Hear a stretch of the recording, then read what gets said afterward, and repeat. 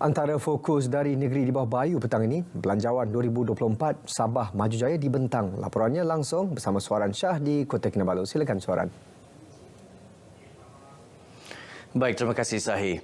Kerajaan negeri membentangkan Belanjawan 2024 berjumlah 5.701 bilion ringgit berbanding anggaran kutipan hasil sebanyak 5.737 bilion ringgit.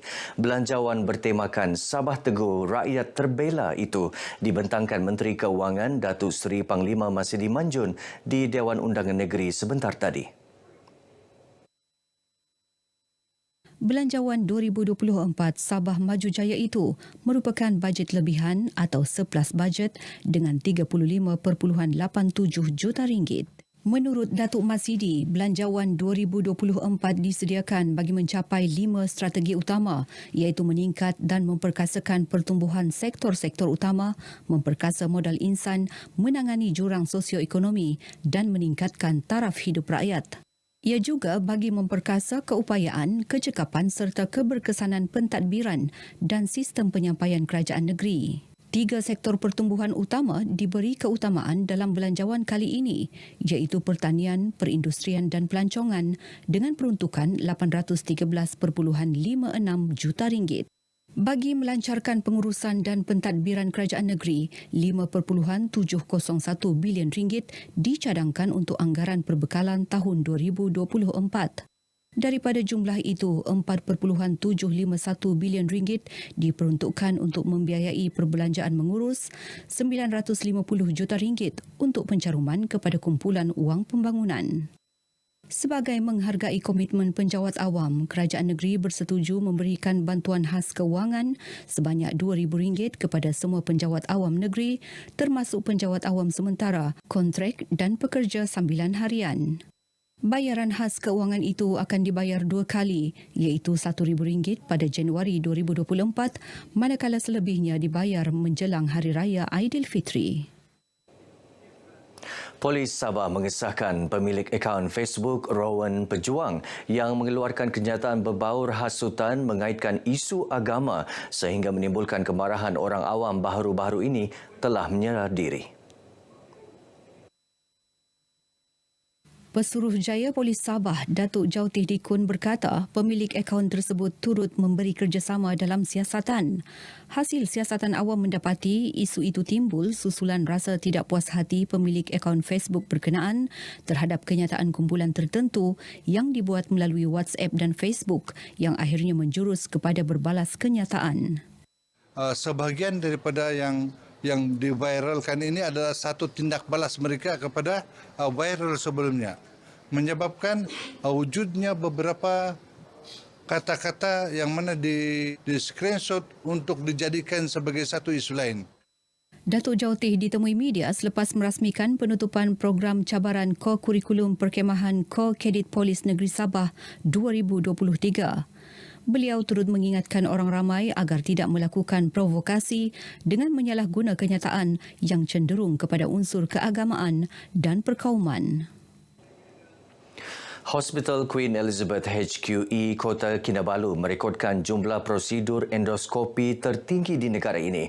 Hospital berkenaan menjalankan antara 10,000 hingga 12,000 prosedur tersebut dalam tempoh setahun.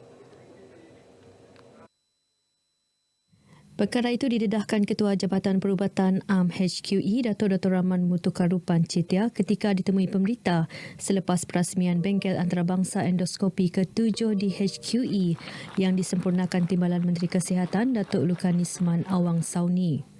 We are hoping to train more people, especially on this procedure. So our faculty members are from overseas and also from local faculties. So they are here to train our doctors and nurses. What we hope is this will benefit for our patients. So we will do it during this workshop with the presence of the international and the local expertise. Prosedur endoskopi merupakan pemeriksaan dalam badan untuk saluran perut, usus besar dan rektum menggunakan kamera khas. Jabatan Hal Ehwal Agama Islam Negeri Sabah JAIHINS hari ini melancarkan laman sesawang berwajah baharu. Majlis pelancaran disempurnakan pengarahnya Jumain Abdul Ghani. Laman sesawang ini antara lain menjadi platform Jahins mendekati masyarakat secara dalam talian. Bercakap kepada pemberita, Jumain memberitahu pewujudan laman sesawang ini merupakan salah satu usaha Jahins dalam meningkatkan kualiti perkhidmatan kepada umat Islam. Golongan sasar adalah masyarakat Islam keseluruhannya dan publik keseluruhan juga, untuk memudahkan mereka berinteraksi dengan jabatan ini untuk mendapatkan perkhidmatan. Banyak perkhidmatan yang kita masukkan dalam website yang berwajah baru ini. Jumain berkata antara perkhidmatan yang terdapat dalam laman sesawang ini termasuk menerima aduan, maklum balas, cadangan dan pertanyaan daripada orang awam. 50 pemain catur dari seluruh Asia mengesahkan penyertaan dalam Eastern Asia Juniors and Girls Chess Championship 2023 yang berlangsung di Kota Kinabalu 1 hingga 9 Disember depan. Setiausaha Persatuan Catur Negeri Sabah, Camino Marino berkata, selain peserta tempatan, peserta dari China, Brunei dan Indonesia antara yang akan berentap dalam kejohanan tersebut. Camino berkata kejohanan tersebut merupakan anjuran Persatuan Catur Sabah SCA dan Persekutuan Catur Malaysia MCF di bawah naungan Persekutuan Catur Asia SCF.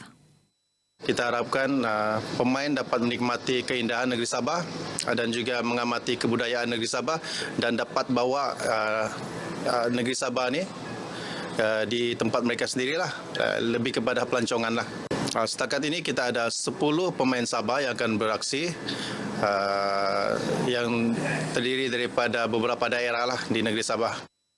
Kejohanan itu menawarkan gelaran Grandmaster dan trofi kepada Johan International Master dan trofi kepada Naib Johan dan tempat ketiga akan mendapat gelaran FIDE beserta trofi.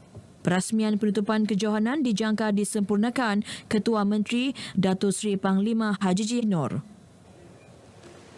Baik, setakat ini perkongsian dari negeri di bawah Bayu. Terus ikuti lebih banyak perkembangan semasa dalam negara bersama Sahi.